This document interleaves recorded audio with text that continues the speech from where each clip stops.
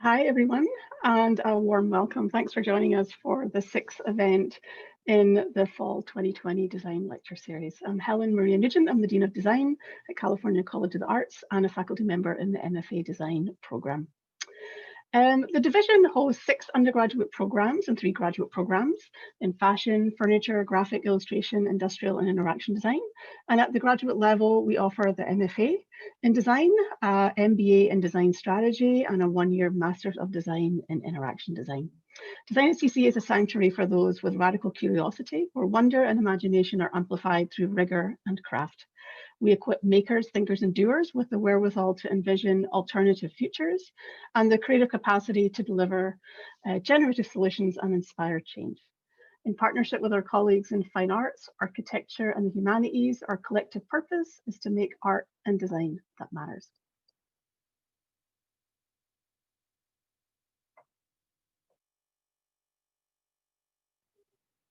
Our campuses are located in Huichin and Yelemu, also known as Oakland and San Francisco, respectively on the unceded territories of the Chochenyo and Ramaytush Ohlone peoples, who have continuously lived upon this land since time immemorial.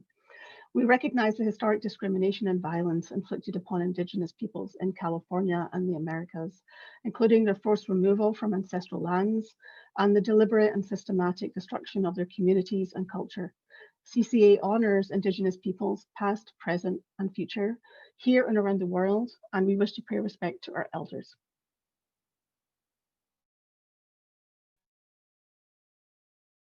Design lecture series, as you see on the screen, is all entirely online, open to everyone around the world. Just RSVP to get the Zoom invite. Hopefully you caught some of our great guests on this previous screens. Our guests this semester are leading designers, strategists, curators, and educators. They'll be addressing how we use design as a tool of empowerment to defy and overcome the most pressing issues of our time: racial inequality, environmental catastrophe, and inhumane technological change. I invite you to join us for all of these critical conversations, where you will learn about inclusive design, ethical AI, practicing with integrity, sustainable fashion, community enrichment, Afrofuturism, speculative fiction, and design for social, economic, and cultural change, which you'll hear a lot about tonight from our guest. I want to thank and recognize Juan Pablo Rahal, a recent alumni of our MFA in Design program, for creating all of our branding and the visual materials for the lecture series. You can read more about his approach to this commission and the goal of creating a decolonized expression of design, and the woven form represents the interconnectedness of our different events. And thank you to all the staff in the design division for making these events possible. Our next event is next Tuesday, November 10th, and we will have Cubby Golden, who is an alumnus of CCA, and he'll talk about his journey as a Black industrial designer. So a little bit of information on how you're going to interact with us tonight. At the bottom of your screen, you'll see a Q&A button.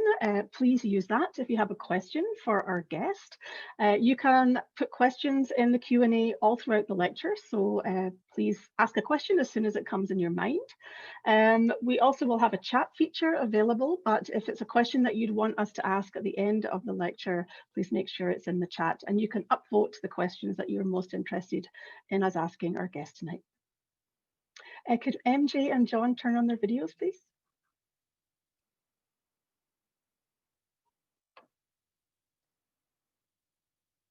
Oh, I can't see the videos. Hopefully they're there. So John Sweda is the chair of the MFA program in design and the host of tonight's event, and he's going to be introducing MJ Balvanera, our special guest tonight, in a little bit. Professor Sweda is a prolific designer working under the studio name Stripe, which specializes in print, book, and exhibition design. He was recently invited to join the prestigious Alliance Graphique Internationale, quite an honor. And previously, he was the Director of Design at CCA's Otis Institute for Contemporary Arts, and he has an MFA from California Institute of the Arts. Thank you so much for being with us tonight. I really hope you all enjoy the lecture, and thank you so much, MJ, for being our guest tonight. Enjoy the lecture. Thanks, Helen Maria. And thanks everybody for being here tonight. I'm really excited to introduce our guest. MJ Balvanera is a designer who believes in the power of visual communication to create social change. As the designer and team member at the Women's Center for Creative Work, I'm going to call it the WCCW, in Los Angeles, she works to cultivate LA's feminist creative communities through programming and organizing, as well as running Co-Conspirator Press, the self-publishing space for the WCCW that aims to, quote, amplify intersectional feminist voices by creating, designing, distributing, and producing feminist content. Titles like Decolonizing Nonviolent Communication, The Creative Black Woman's Playbook, A Textbook for the Ecoscene, and Motifs, Migrations, and Misappropriations are all beautifully designed and printed on a risograph machine at the WCCW and speak volumes about MJ's and the press's commitment towards artists, writers, designers, printers, feminist issues, social justice, and underrepresented communities. We live in a time where it seems counterintuitive to wait for an object to come in the mail and access knowledge through a physical experience of reading. In this moment, painstakingly printing, collating, binding, and distributing publications seems like a radical act of resistance. During this challenging time for all of us, and especially independent publishing, MJ's explorations of equitable production models and inclusive community building through design and publishing is simply inspirational. MJ is from Mexico City and graduated with a degree in visual communications in 2014 from Centro in Mexico, and earned her MFA in graphic design from Otis College of Art and Design in 2017. Let's all welcome MJ Balvanera. Yay! Thank you. Thank you so much for that introduction, John. I'm like, clap, clap, clap. This is all virtual. But yeah, thank you so much. I want to start by saying thank you so much to CCA, to all the programs at CCA, to John for reaching out to me, to Helen Maria for the really awesome introduction, to Chris and Kimberly for the support. And I just want to also shout out Juan Pablo Rajal, who I'm a big fan of, and I am just rejoicing in the fact that I am part of this and that he designed all of this work. So like John said, my name is MJ. I'm a graphic designer and creative director from Mexico City. And I never thought that I would end up being a graphic designer. So it is a huge honor to be here tonight talking about graphic design as a whole. And I really hope that you enjoy the presentation, that you find it insightful, or at the very least that it is distracting for kind of the dumpster fire that's happening outside. So just give me 1 second. I'm gonna navigate this technology. Let's see. Okay. So the title of this presentation is Self-Publishing as Political, Democratic, and Generous Practice. So like it's been said, I'm a Mexican graphic designer. I grew up in Mexico City, which is a place that's extremely vast. It's dynamic, it's colorful, it's also complicated and noisy and polluted. But amongst other things, I find it to be incredibly inspiring. It's hard to know exactly how your background and your upbringing dictates the way that you become as a creative. And for me, it wasn't until I moved away, till I moved to California, that I realized just how much I missed all the color and pollution and the noise and all these layers of history that are intertwined to make up what is Mexico City. In 2015, I moved to LA to pursue an MFA in graphic design at Otis College, and I ended up in this really quiet and clean and unpolluted neighborhood called Westchester. It's there that I started to have a lot of conversations, collaborations, projects, and discussions, where I started to realize just exactly how harmful design and design education had been for me and for my Mexican context. Not only was it really emotionally hard, although that's a conversation for another day, I started to realize just how design had impacted my worldview and how all of these instances in which graphic design becomes these very set rules was just kind of like an imposition of some rules made up by some white dudes in Europe, presumably cis dudes in Germany and in Switzerland. To me, it started to become more clear as I had the separation between Mexico City and myself that design is usually an extension of the white gaze. And that white gaze is one which reinforces our implicit biases and perpetuates harmful narratives.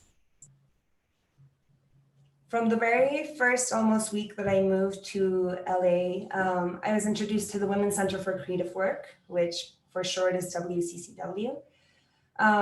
And it's here where I was really able to grow and continue exploring my values as a designer, and where I've grown to become the person and creative that I am today. So to give a little bit of context into the history of the Women's Center, just wanted to point out that the Women's Center is based on the Women's Building, which was a space that was founded in Los Angeles in the 1970s. It was a creative space for feminists to come together and form community around creative practices. And although the Women's Building is still around today, at its height, it created this really amazing feminist community, which is what the Women's Center strives to be. It all started in the desert in 2013. 3 friends, Katie, Kate, and Sarah, brought all their other feminist friends out to the desert and Joshua Tree to create space and share experiences for ideas. Oops. A year later, and after an intense period of exploration, the Women's Center for Creative Work had its first home. And it was right on the edge of the LA River in the neighborhood of Frogtown, in the shadows of Dodger Stadium. Since then, we formed communities, we've held events and hosted performances, led programs. We've participated in residencies. This particular one is in the Huntington.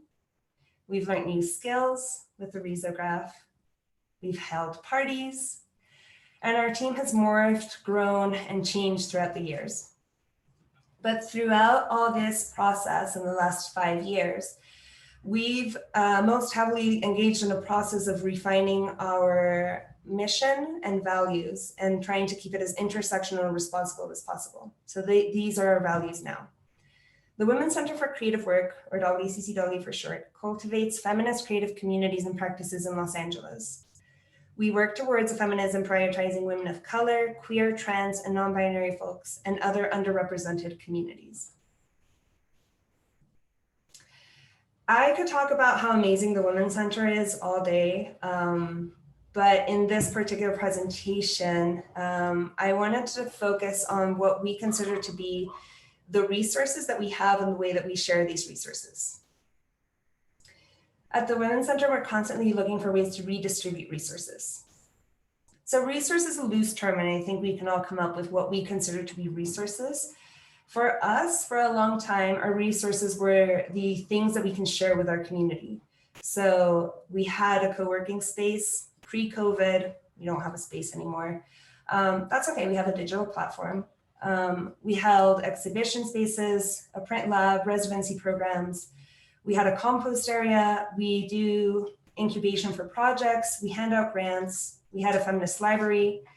We had countless workshops.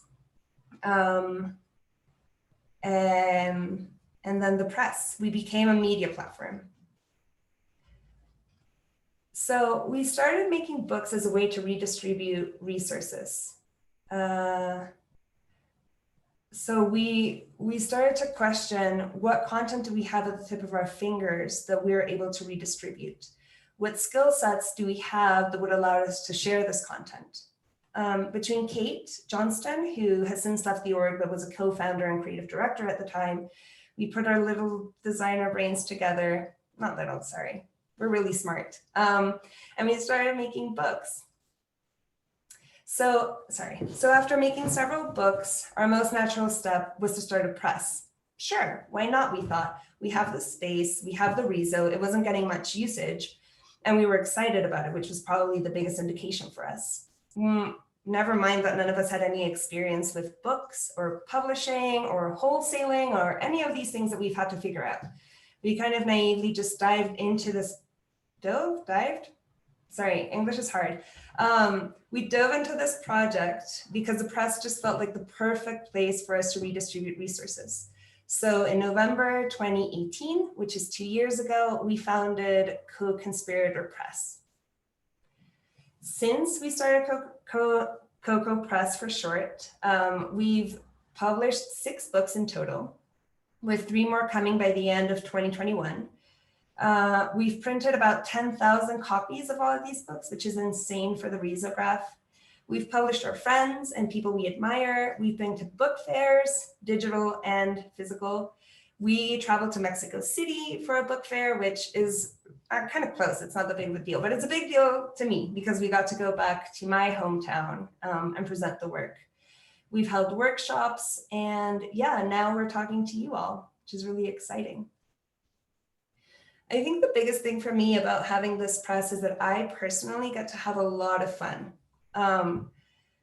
I think that the reason it's a lot of fun is because it's political and it's democratic and it's generous, which is something that we're going to get into. But also it's just fun because I get to design books and make graphics all day. It's kind of like a dream job. So Co-Conspirator Press, like I said, is many things. It's my personal practice, it's my hobby, it's my dream job, and it's my day job. And I'm really, really fortunate that I get to do and accomplish all of these boxes with the job that I hold now. I think it's fulfilling, like I said, because it is fun. And also because we really care about what we do. We have a deep sense of care for what we're doing and what we're putting out there. So I think that the first way that we demonstrate this level of care is the thoughtfulness that goes into the political aspect of the books. So this is a segment of our mission and core values, which I'll read aloud. Co-Conspirator Press is a publishing platform for artists, writers, designers, printers, social justice workers, editors, and creatives who have been historically underrepresented in publishing, who use their voice to address intersectional feminist issues and challenge cis-heteropatriarchy, white supremacy, and exclusionary, colonial, capitalist, and ableist systems. I think there's a lot of things that we do that is political, but to start off with, I think that we strongly believe that the risograph is a political means of production. We use it with that intention at the very least. This is an image of when I used to print. I don't print anymore. Nico, who's our amazing Riso printer, does that for me now because it is hard to print the books. You can see that there's a pretty DIY aspect to Riso printing. There's just like something about this picture where I feel like if you say 10,000 books, you wouldn't imagine it all coming from this one machine.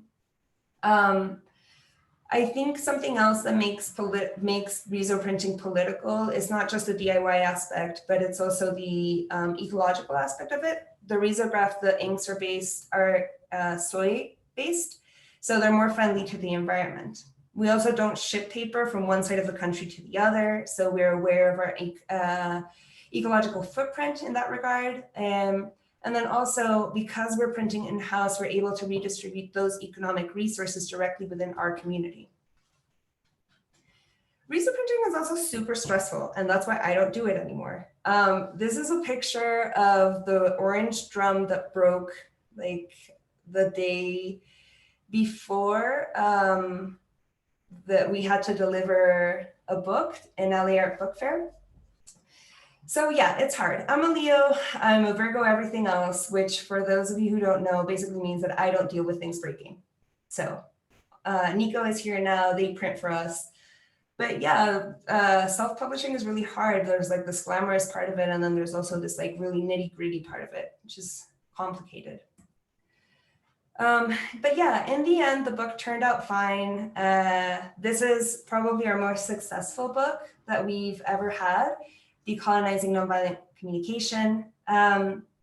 It's been a really awesome process to work with the author and build relationships with them too. But yeah, coming back to the political, this book is not just a book, it's a process. And that happens with all of the books. In the process, there's decisions that you can make as a designer that are highly, highly political, and you have to be aware of that. So for example, how do you print? Is your printing system kind to the environment? Where are you printing? Are you only printing with those that are already in power? Who is the author? Are they a part of an underrepresented community? Who designs it? Are they underrepresented in design? What typeface did you use? Was it designed by a person of color? Where's the paper from? Is it ecological? Are the inks ecological? Who's your audience? There's all these questions that go into the process of designing that I think we all as designers need to be aware of.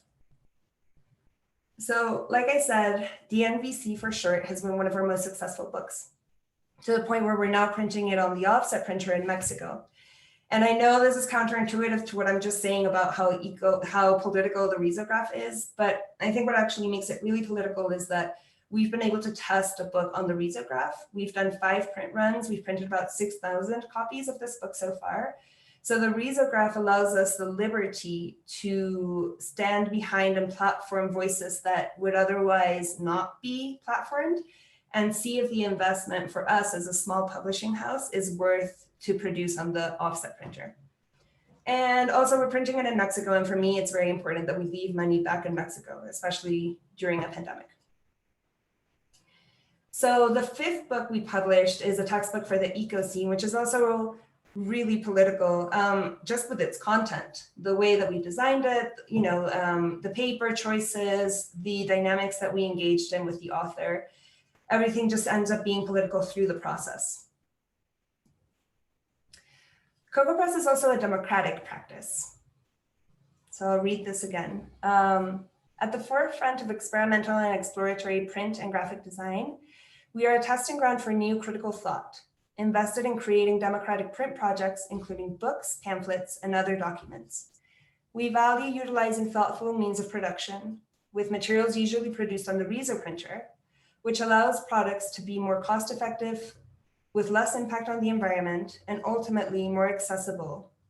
We are continuously working towards a more equitable publishing model. So we think that design should always be geared towards accessibility and not exclusivity. I think exclusivity is one of the things that perpetuates the white Eurocentric gaze. There are other ways that one can combat this white Eurocentric gaze, but this is, you know, our proposal and one of them. So accessibility is really broad. And I think we could have a whole discussion about what accessibility means and how we interpret accessibility to play out in our own contexts.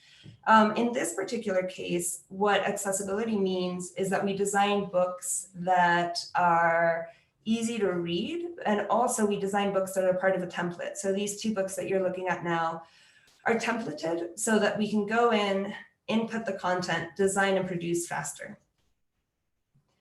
It also means that we don't keep the process just to ourselves and close the door. We always build relationships with the authors and the illustrators, and they play a really integral part of the entire process.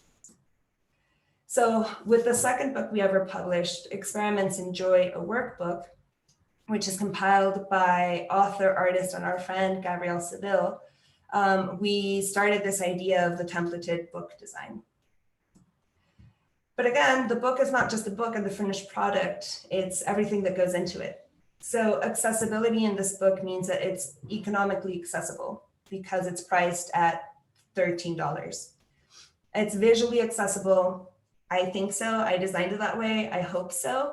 It's always subjective, but that was the intention. And there is an aspect of language accessibility that I'll talk about in the next few slides. The 3rd book we ever made is the Creative Black Women's Playbook, which again is part of the same design template. This book was later made into a website with Spanish translation by Studio Rubric in New York. They designed it and they programmed the site. This is really important to me because what that means is that we now as a press can start to decentralize the English language as the default language, and we can start to consider our content as beneficial to other communities. Especially being Mexican, I know that in Latin America, there is a huge Black population, and it's hardly ever recognized, at least in Mexico. So having this content be accessible in Spanish feels really necessary for us. And going back to Experiments in Joy, we are hoping to get this book published in Spanish in a collaboration with a press in Mexico City by summer 2021. So finally, and maybe most importantly, we really think that our practice is a generous practice. I'll read this again. We are continuously working towards more equitable publishing models, allowing us the opportunity to abundantly support the writers, designers, printers, and editors, and artists that we collaborate with. Through its publications, Coco Press invites its audiences to become well-informed, thoughtful collaborators in building a more just and equitable society that celebrates the voices of historically underrepresented artists, writers, and thinkers. We're constantly trying to hold space for generosity with ourselves, our authors, our books, and our process. Sometimes we fail at this.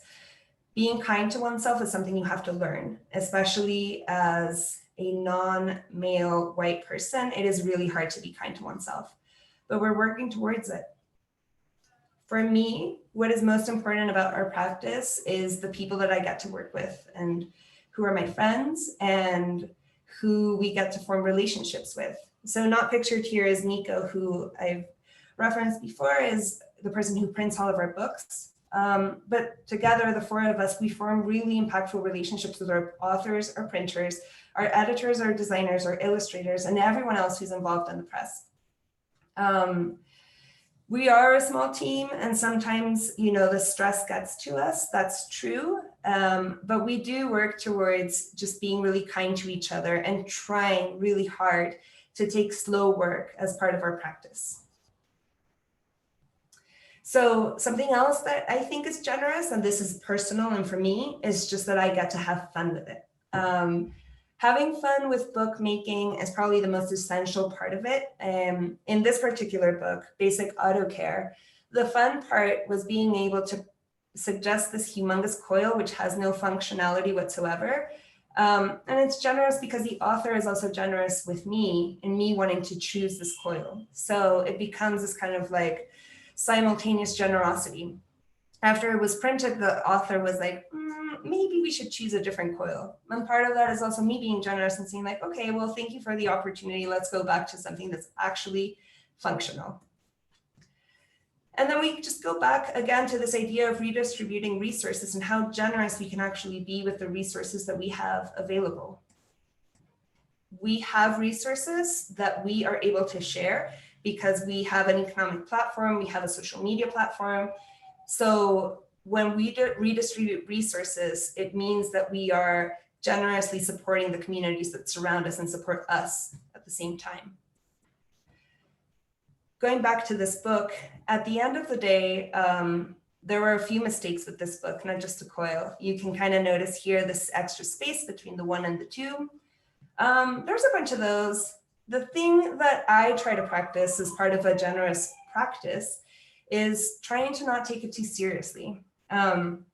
Book design is probably the type of design in the graphic design realm where you fuck up the most because it's so extensive and it's just so easy to fuck up. And I do it all the time.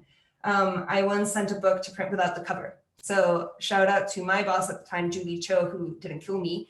But I also learned a really valuable lesson, which is it is just design. If you have fun with it and you're making things that you're passionate about, it doesn't matter if you kind of mess it up, you'll fix it next time.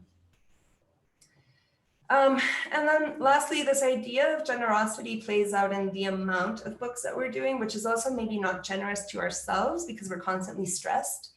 But in the next coming months, we're gonna publish 4 new books, which is crazy for a small press of our size. But we just really feel like there's so much amazing content out there that we really want to keep platforming and supporting artists and authors like the people that we have on the screen. So if you all want, follow us on Instagram and you'll see the books that are coming out soon. We're really excited about them. And I just want to close off with affirming this statement, which is that your role as designers is to platform thoughts, works, and ideas by and for underrepresented communities, always. No questions about that ever. So does anyone have any questions? Not about what I just said. Thank you. Thanks, MJ. Yeah. Let me see, turn on the Q&A. and encourage anybody out there that has any questions to just type into the Q&A pop-up at the bottom of the screen. We have one. I'll just read it and let you respond. It says, "Thank you, MJ. What advice would you go back and give yourself as a small press just starting out?"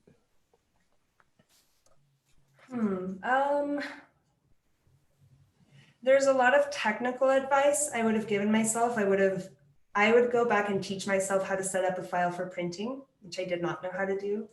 I would go back and teach myself how to clean the risograph, which I did not know how to do. But I also feel like those experiences have brought us to where we are now. There's been a lot of like crazy nights where we don't know what we're doing. And I really like this idea of pursuing practices in kind of like a naive way, where you're just kind of going with the flow and figuring it out as it goes. So I guess I would kind of advise myself to just, maybe it wouldn't be advice, it'd be like a warning, like it's gonna be kind of hard, but it's gonna be really fun too. I don't think I would change anything of the way that we've been doing it. And just throwing yourself at a project like that, I think, is something that I would like to do for the rest of my career, hopefully, if I'm lucky. Yeah. Thank you. Here's the next question. It says, "Did any presses or books in particular inspire you to start Co-Conspirator Press?" Yeah. At the time when Co-Conspirator Press was starting, I was working for Omnivore, which is a really cool design studio that I would recommend everyone check out. It's women of color owned. They're all mothers, really inspiring to me. And at the time, the person that I was working with, Julie Cho, was starting her own press. So I don't know, I hope it wasn't offensive that one day I came in and I'm like, I'm starting a press too.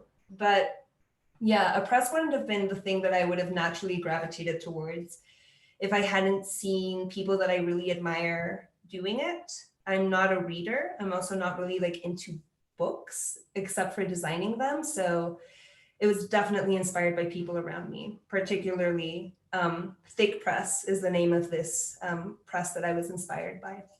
There's a lot of cool presses out there.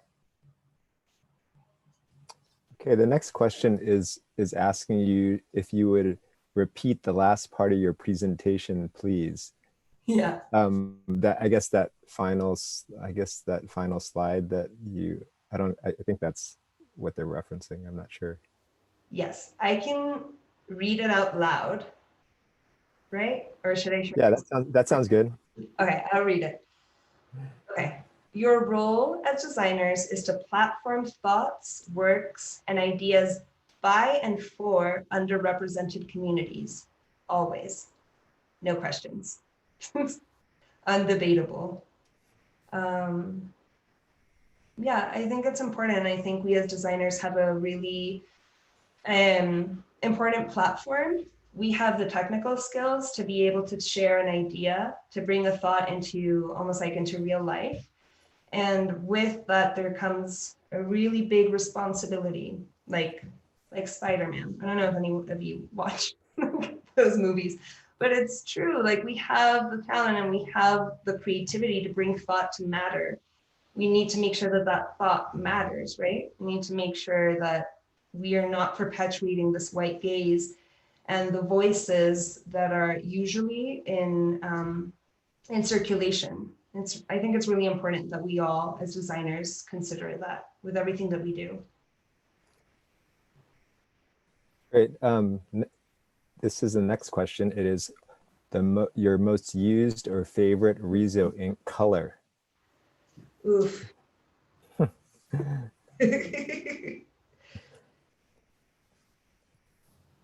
don't know. Have you all seen that they do fluorescent green? That's crazy. And then I heard those are illegal to import into the US, so no one has them here, but there's this really amazing press in Korea called Corner Shop or Corner. What's their Instagram? Something Corner. Yeah. Yeah. they print on fluorescent green, and I'm always like, oh, I need to move to Korea.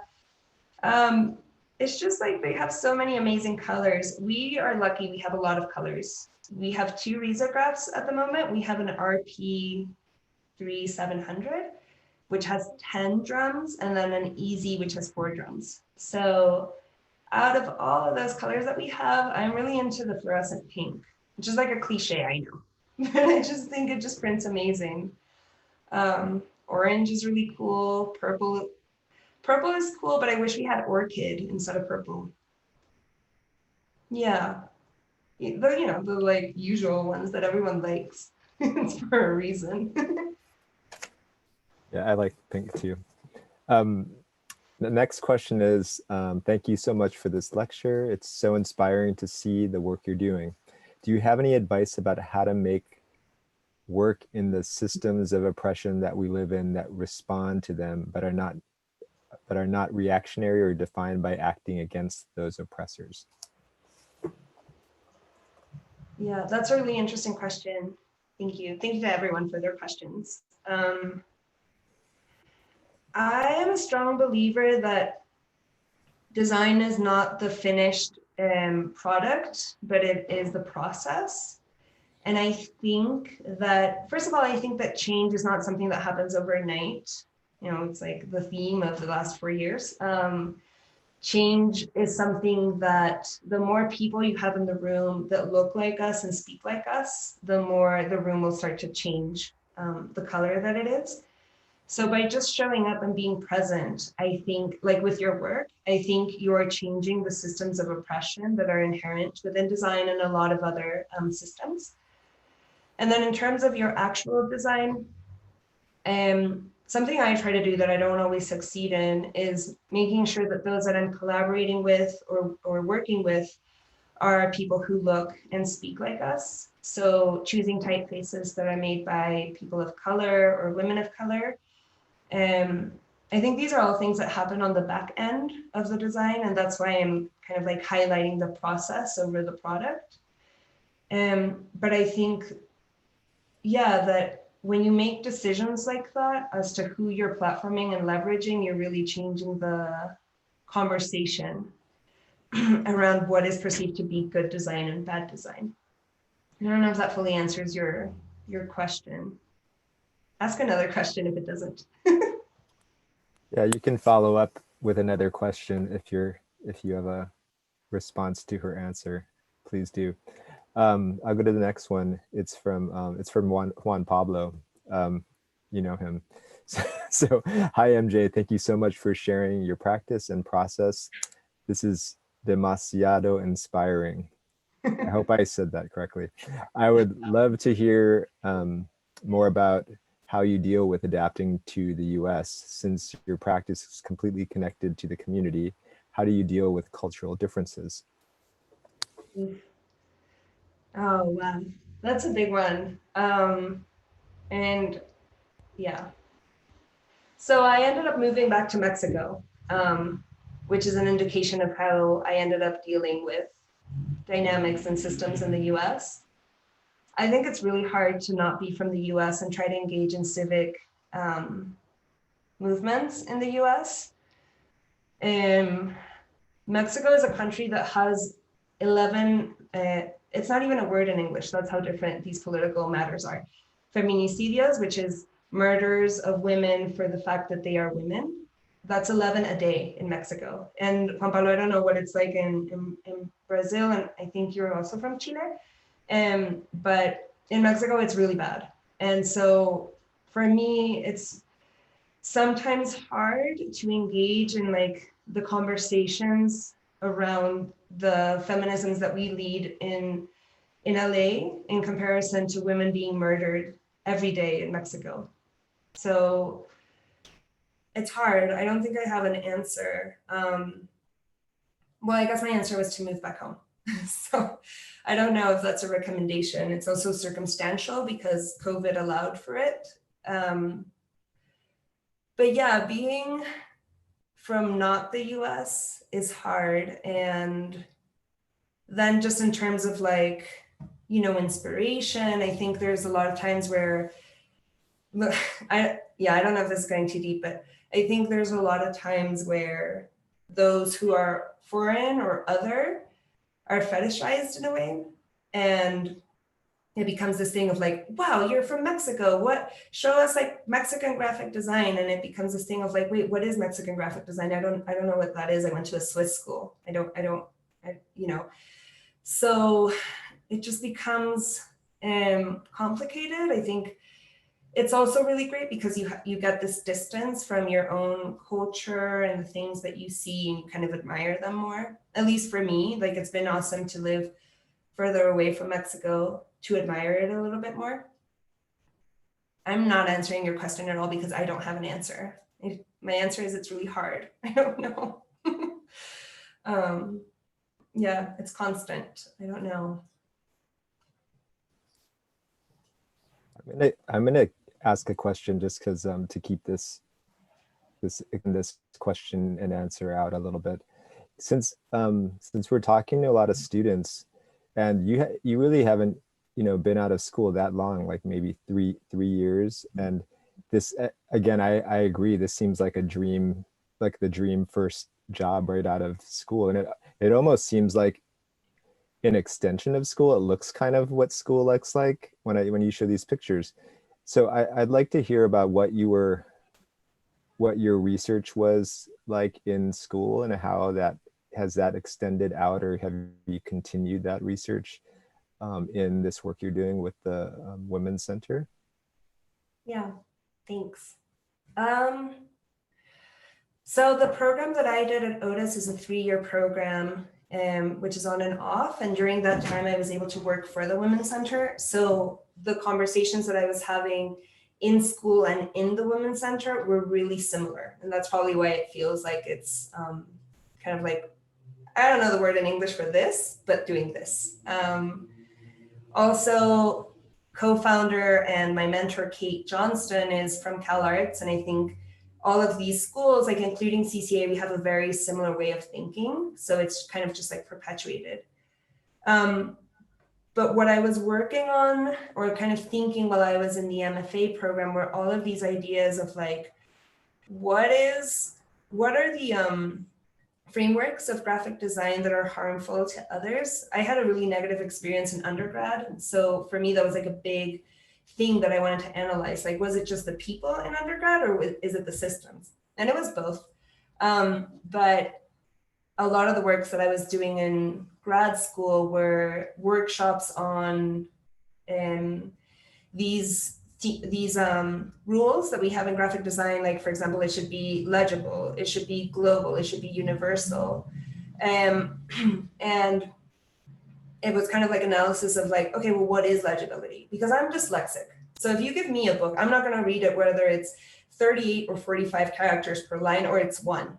So it's subjective. And so a lot of the projects that I was doing in the MFA program at Otis, I would, like go in this crazy rant of like, I think this and I think that. And then I would actually go to the Women's Center and sit with my mentor, Kate, and talk through them.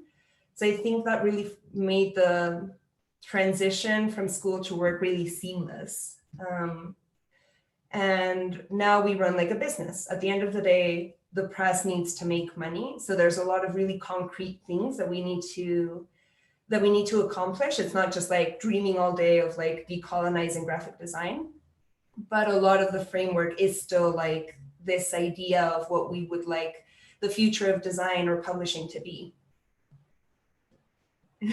I hope that answers your question. Oh, that's great. No, I think it's super helpful for students to hear.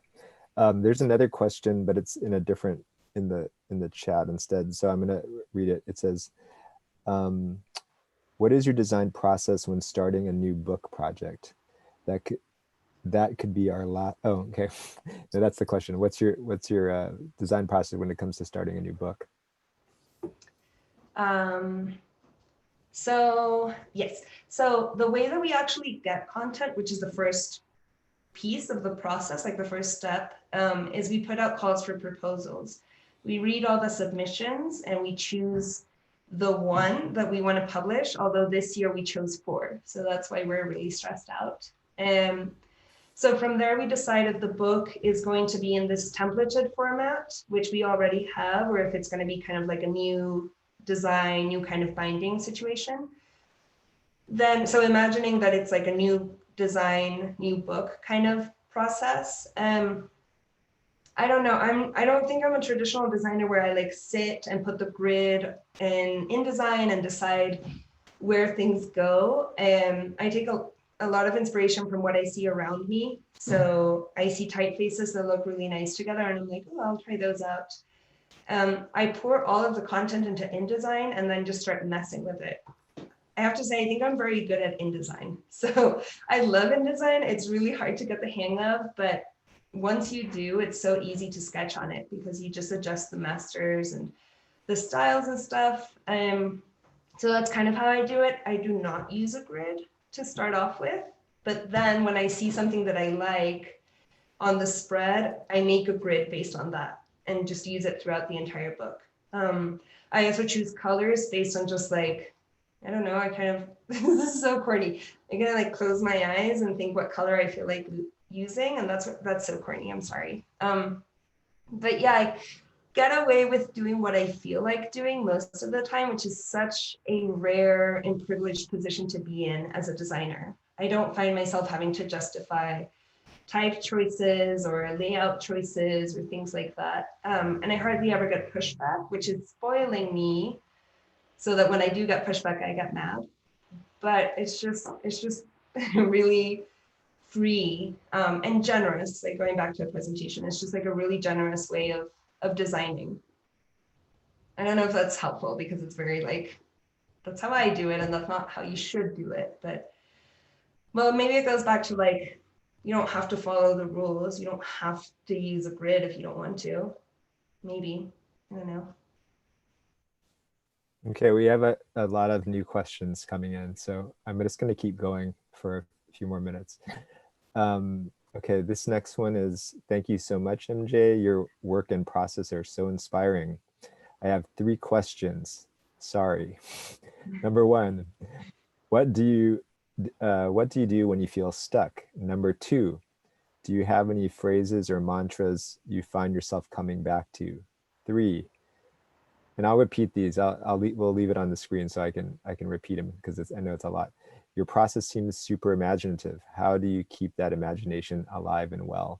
So the first one is, what do you do when you feel stuck?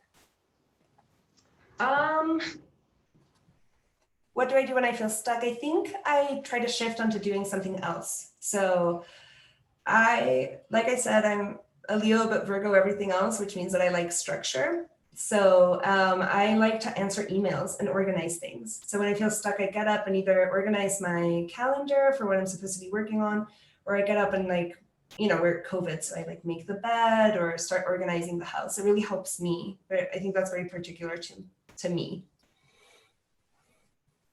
Okay, number 2, do you have any phrases or mantras you find yourself coming back to? I don't think I'd thought of this before, but just first thing I think of when I hear your question, I think I keep coming back to it's just design, who cares? Yeah, it just helps me with anxiety. It's just design, who cares? It's going to be okay.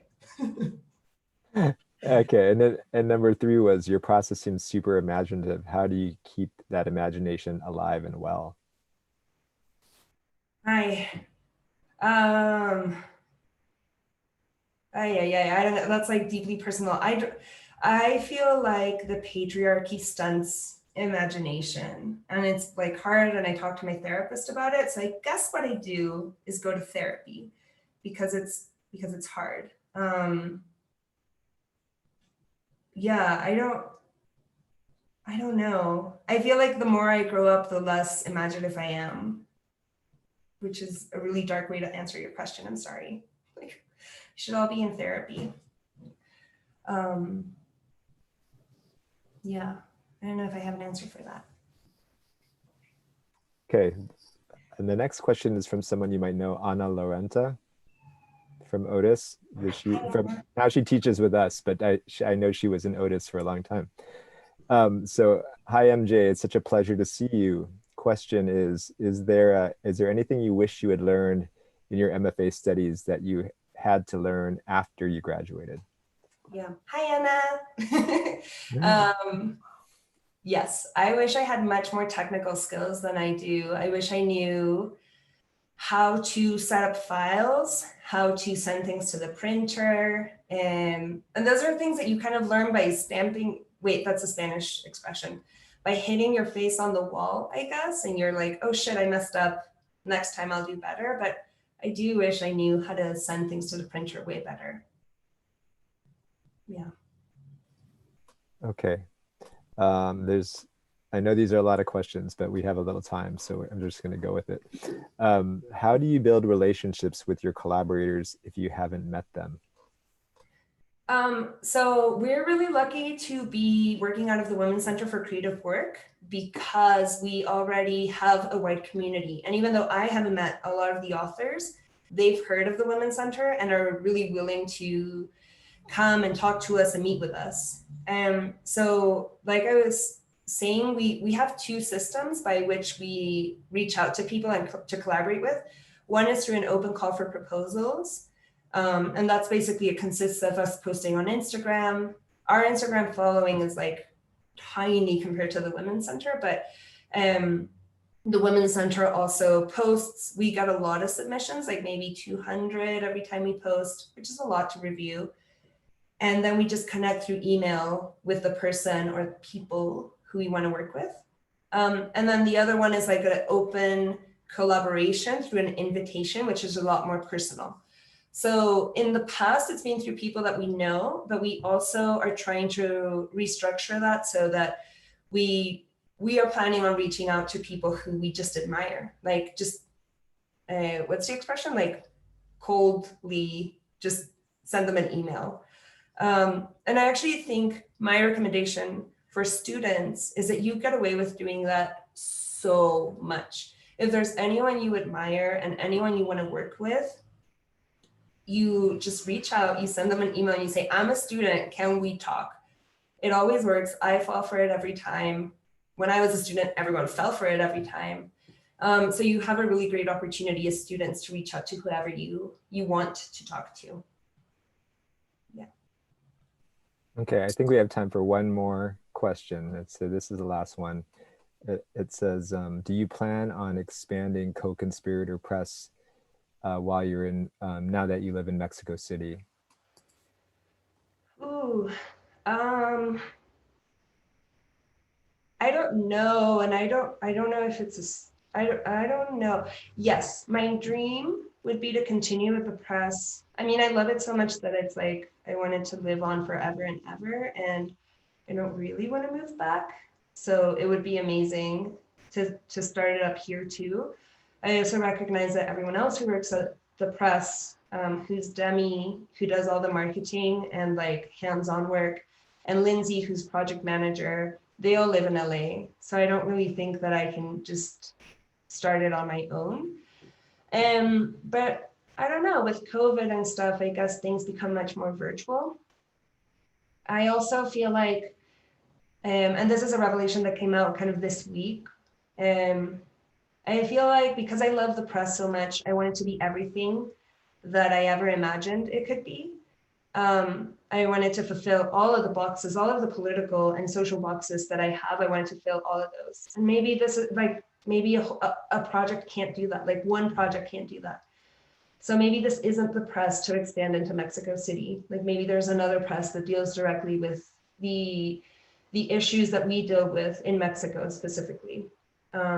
Like I was saying, the feminicidios, and you know, in Mexico, we're still dealing with gender violence and abortion rights, which, wait, I don't want to say this, but you know, the US is also like not looking too great. But it's just a different level of feminism, and perhaps the press that starts in Mexico is more aligned with those values.